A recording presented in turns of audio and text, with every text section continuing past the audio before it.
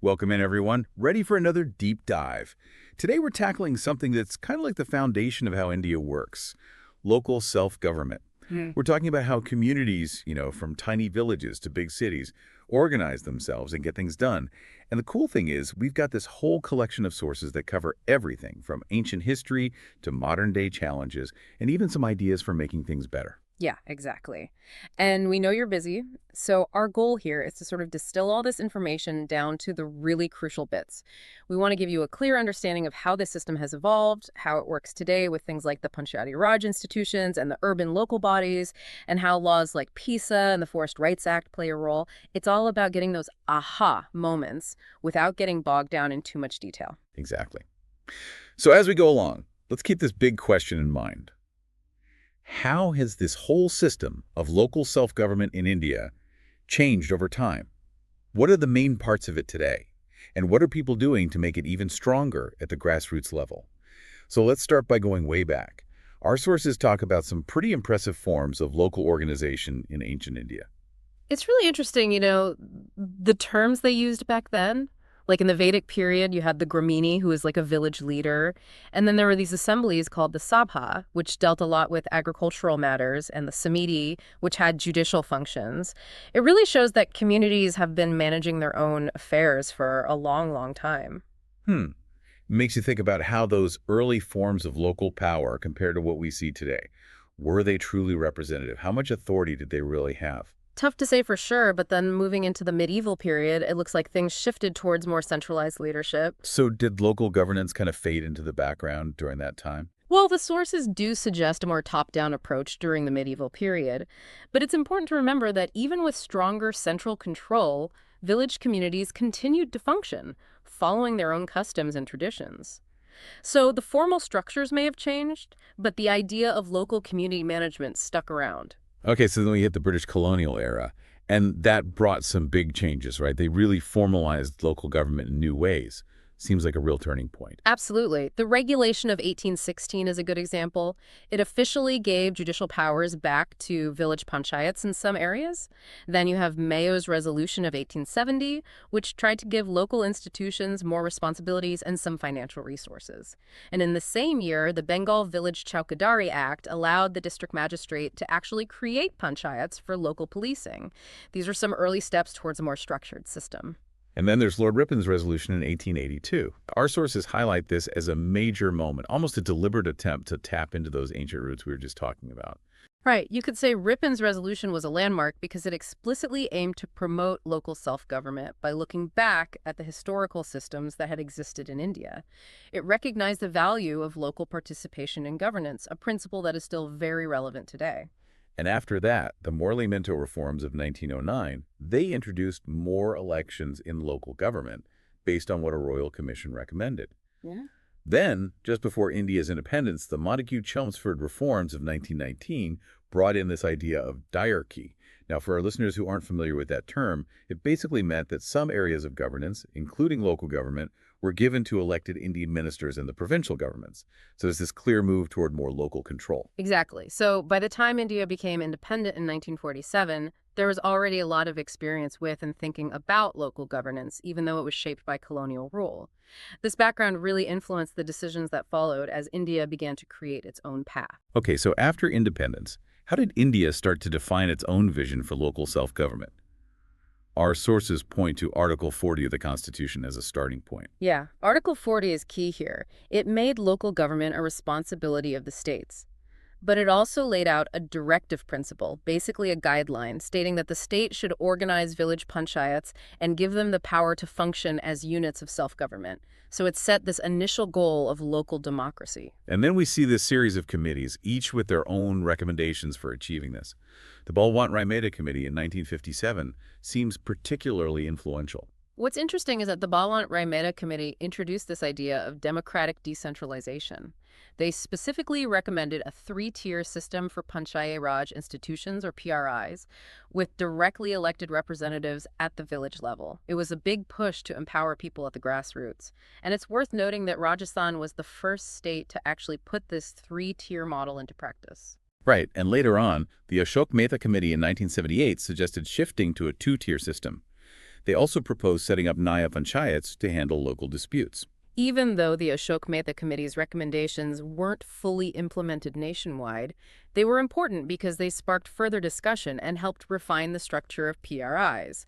They highlighted the need for stronger bodies at the district level and for more accessible ways to resolve disputes locally. Then there was the GVK Rao Committee in 1985, which focused on making PRIs more central to development planning. Interestingly, they suggested reducing the development responsibilities of the district collector and creating a new position, the District Development Commissioner. The GVK Rao Committee really stressed that PRIs should be at the heart of local development. They argued that relying too much on bureaucratic structures wasn't as effective as empowering local elected bodies to drive progress in their own areas. And right before the big constitutional amendments, we have the LM Singhvi Committee in 1986. They really pushed for giving constitutional status to PRIs, which ultimately led to the 73rd and 74th Amendments in 1992. Yeah, that push for constitutional status was a game changer. They realized that to truly empower PRIs and give them the authority and stability they needed, they had to be included in the Constitution itself. That would make them more than just creations of state laws, giving them a more permanent and secure foundation. And those amendments were a huge step forward. The 73rd Amendment specifically dealt with panchayats in rural India. What were some of the key changes it brought about? Well, the 73rd Amendment, enacted in 1992, fundamentally reshaped the Panchayat Raj system. It added Part 9 to the Constitution and introduced the 11th Schedule, which listed 29 specific functions that could be devolved to panchayats. These functions covered a wide range, from agriculture and rural development to public health and primary education. It wasn't just about listing those functions, though. There were also mandatory things that states had to do, right? Absolutely. The amendment mandated several key provisions, including setting up Gram Sabhas, which are essentially assemblies of all adult registered voters in a panchayat area. This gave everyone a direct voice in local matters. It also required states with over 20 lakh people to create a three-tier panchayat system. Direct elections for all three levels became compulsory, with the voting age set at 21. The chairpersons of the intermediate and district-level panchayats had to be elected indirectly. And importantly, the amendment required a reservation of seats for scheduled castes and scheduled tribes in proportion to their population, and at least one-third of all seats had to be reserved for women. That reservation for women was a huge step towards making local politics more inclusive. It really was. It ensured that women had a much stronger presence and voice in local decision-making than ever before. The 73rd Amendment also mandated the creation of state election commissions, or SECs, to oversee panchayat elections, and state finance commissions, or SFCs, to look at the financial situation of these local bodies and recommend how funds should be distributed. And in addition to those mandatory things, there were also optional provisions that states could choose to adopt. Right. Things like giving voting rights to MPs and MLAs in local bodies, reserving seats for backward classes, giving PRIs more power to raise their own taxes, and actually transferring those 29 functions listed in the 11th Schedule to them. The extent to which states have adopted these optional provisions has varied quite a bit across the country. Okay, let's get into the actual structure. We've mentioned this three-tier system. Can you break down what those levels actually are? Sure. At the bottom, you have the Gram Panchayat, which usually governs a village or a group of villages. Then, at the intermediate level, there's what's called a Mandal Panchayat, Block Panchayat, or Taluka Panchayat, depending on the state. Most states have this level. And at the top, covering the whole rural part of a district, is the Zilla Panchayat. Also really important is the mandatory Gram Sabha at the village level, which, as we said, includes all adult registered voters in that panchayat area. And all these bodies are directly elected by the people. Yes. At the Gram Panchayat level, all members and the chairperson are directly elected. At the intermediate and Zilla Panchayat levels, the members are directly elected, and their chairpersons are elected indirectly from among those members. All three levels have a term of 5 years. And if a panchayat is dissolved before completing its term, new elections have to be held within 6 months. Finances are obviously crucial for any government to function. What kind of financial powers do PRIs have? Articles 243G and 243H of the Constitution deal with this. They allow PRIs to create plans for economic development and social justice that are tailored to their local needs. Importantly, they give state legislatures the power to let panchayats collect certain taxes, duties, tolls, and fees. States can also give a portion of the taxes they collect to the panchayats and provide grants from the state's consolidated fund. The amendment also sets up specific panchayat funds to manage these resources. And to make sure things are fair and transparent, we have the State Election Commission and the State Finance Commission. What do they do specifically? So, the State Election Commission, which is appointed by the governor, is in charge of everything related to panchayat elections, like preparing voter lists and conducting the actual voting. This independence is really important to ensure that elections are free and fair. As for the State Finance Commission, it's appointed by the state government every 5 years. Its job is to review the financial situation of both rural and urban local governments and recommend how money should be divided between the state and these local bodies. So on paper, it looks like a really well-organized system Yeah. designed to bring governance down to the local level. But how do these PRIs actually strengthen our democracy? And what challenges do they face in practice? Well, PRIs play a big role in making our democracy stronger. They create space for local leaders to emerge, they encourage people to get involved in politics at the grassroots level, and as we talked about, the reservation system has really helped empower women. They're supposed to be major players in local planning and development, making sure that local needs and priorities are heard. And they also manage important local services like sanitation, healthcare, and basic education. By bringing people together to make decisions locally, they can help bridge social divides and build a sense of community. That's the ideal situation, of course. But things don't always work out that way in reality, do they? What are some of the biggest obstacles that PRIs still face? Yeah, there are some persistent challenges. One of the biggest is that real administrative and financial decentralization is often limited.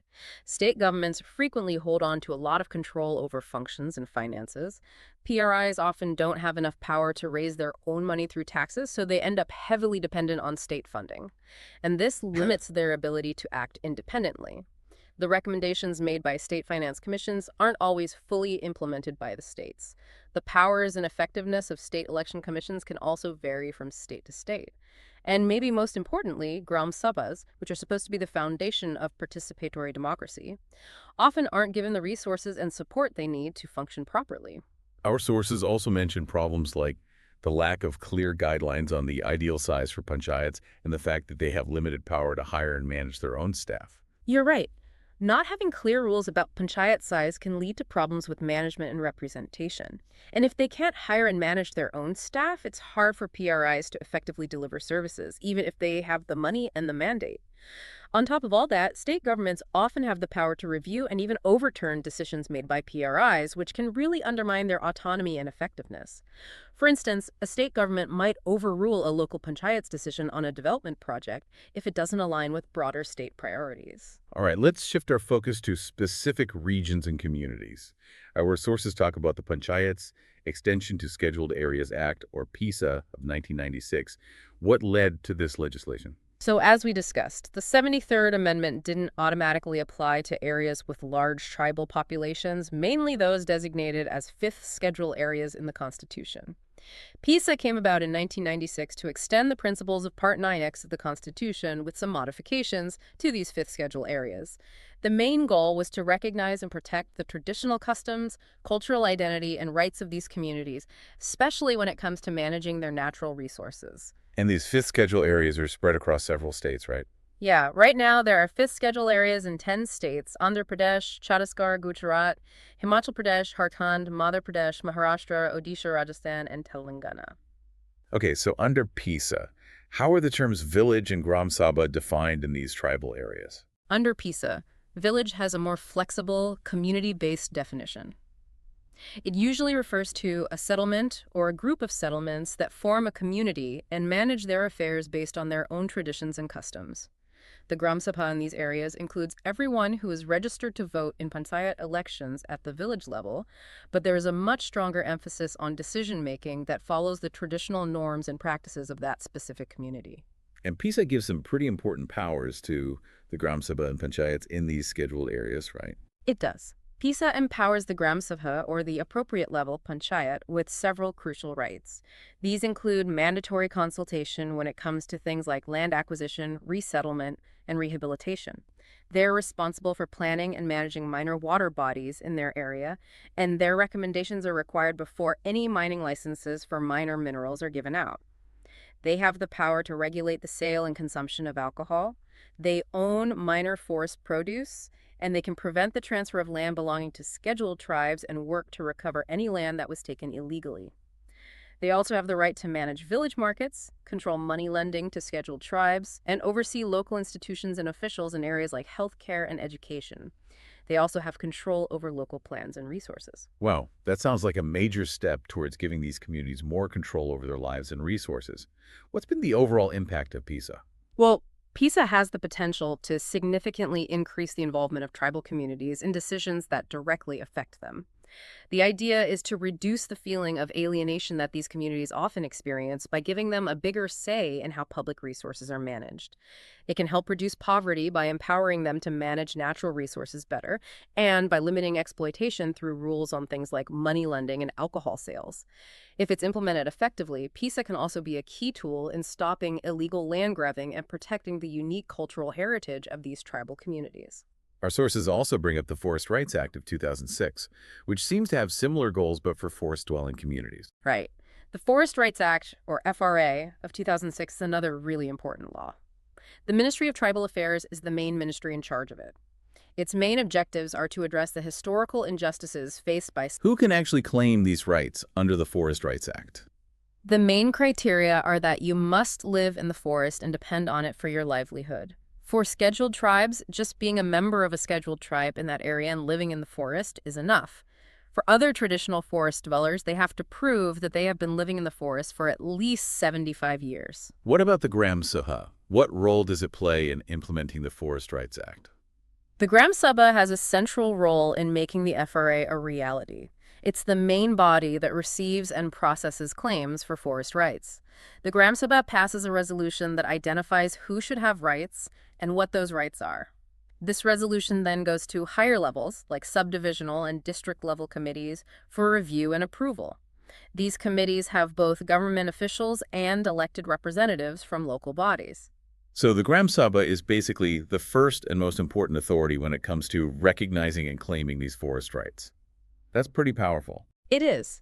The Forest Rights Act is unique because it officially recognizes and protects the rights of communities over common forest resources, not just individual rights. It even grants rights over land that is disputed, lets forest villages become revenue villages, gives communities the crucial right to protect and restore their forests, recognizes their traditional knowledge about biodiversity, provides rights for those who have been displaced from forests, and grants rights related to development activities in forest areas. It's a really significant step forward. All right, let's switch gears and talk about urban areas. Our sources outline the history and structure of urban local bodies, or ULBs. They mention the Madras Municipal Corporation, which was established way back in 1687. That's a long history of urban governance. It is. The formal history of urban local governance in India really starts with the creation of municipal corporations in big cities like Madras, Calcutta, and Bombay during British rule. Lord Ripon's resolution of 1882, which we talked about earlier in the context of rural areas, also laid out some important democratic principles for running municipalities. After independence, even though local government remained a state subject under the Constitution, there were constant efforts to improve urban governance. This eventually led to the 74th Constitutional Amendment Act of 1992, which finally gave constitutional status to ULBs. And just like the 73rd Amendment did for rural areas, the 74th brought some big changes to how urban areas are governed. Definitely. The 74th Amendment created a three-tier system of municipal bodies based on the size and type of urban area. Nagar panchayats for areas that are transitioning from rural to urban, municipal councils for smaller urban areas, and municipal corporations for bigger cities. It set a fixed term of 5 years for these bodies and created an independent state election commission to oversee municipal elections. Like the provisions for rural bodies, it reserved seats for scheduled castes and scheduled tribes based on their population in the urban area and made it mandatory to reserve at least 1/3 of all elected seats for women. It also required the creation of a state finance commission to review the financial health of ULBs and set up district planning committees, DPCs, and metropolitan planning committees, MPCs, to promote decentralized planning. Can you give us a quick overview of how these urban bodies are typically structured? We have municipal corporations and municipal councils, but our sources also mention some other types. In a standard municipal corporation, you have an elected council, which is the main decision-making body, headed by a mayor or a similar elected official. They often have standing committees made up of elected councilors to manage various functions. The administrative head is usually a municipal commissioner appointed by the government who carries out the decisions made by the council.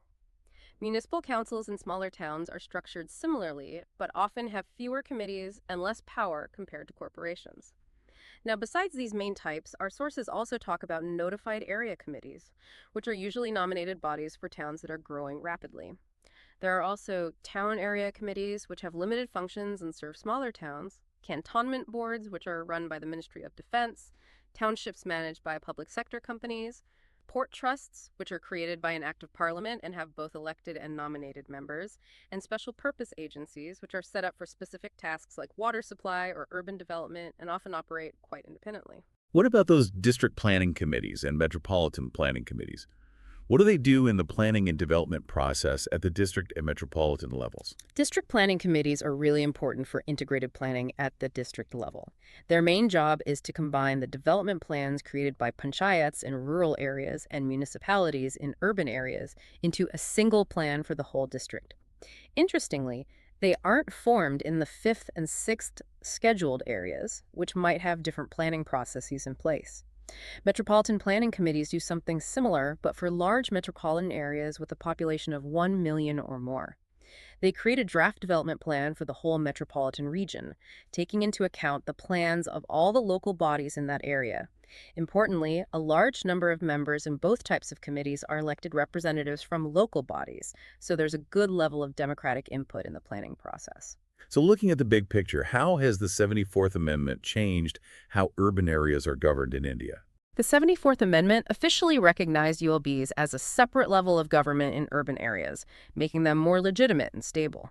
It's led to more people being involved in urban politics and has greatly helped empower women in urban governance through the reservation system. The establishment of independent municipal elections ensures a regular democratic process, and ward committees in bigger cities aim to get citizens more involved at the local level. Another key goal was to improve the finances of municipalities through state finance commissions, but that hasn't been implemented as consistently. Just like with the PRIs in rural areas, ULBs face their own challenges. Right. Definitely. Even though we have this constitutional framework, ULBs still struggle with various problems.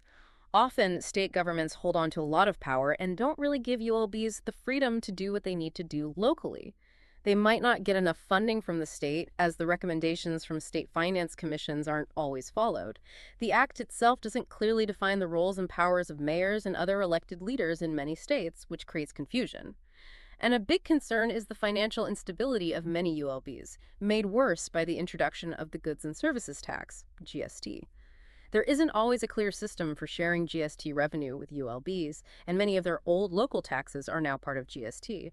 This lack of financial independence makes it hard for them to invest in things like infrastructure and essential services. Finally, our sources talk about some recommendations for improving local governance in both rural and urban areas. Many of these come from the Second Administrative Reforms Commission, or ARC. What were some of their key suggestions for rural governance? For rural areas, the second ARC stressed that panchayats need to be a manageable size to be effective. They said panchayats should be able to hire and manage their own staff instead of relying on state government employees. To give them more financial independence, they recommended removing the need for higher-level approval of panchayat budgets. They also argued that state governments shouldn't have the power to just suspend decisions made by PRIs or take action against elected representatives because that undermines their democratic mandate. The second ARC also thought it was important to clearly define the responsibilities for each of those 29 functions listed in the 11th schedule, and to give local governments more ways to raise revenue so they can be more financially sustainable. And for urban governance specifically, what did the second ARC recommend? For ULBs, the second ARC suggested thinking about combining the roles of the chairperson or mayor so that one person has both executive and council powers. This would improve accountability and leadership.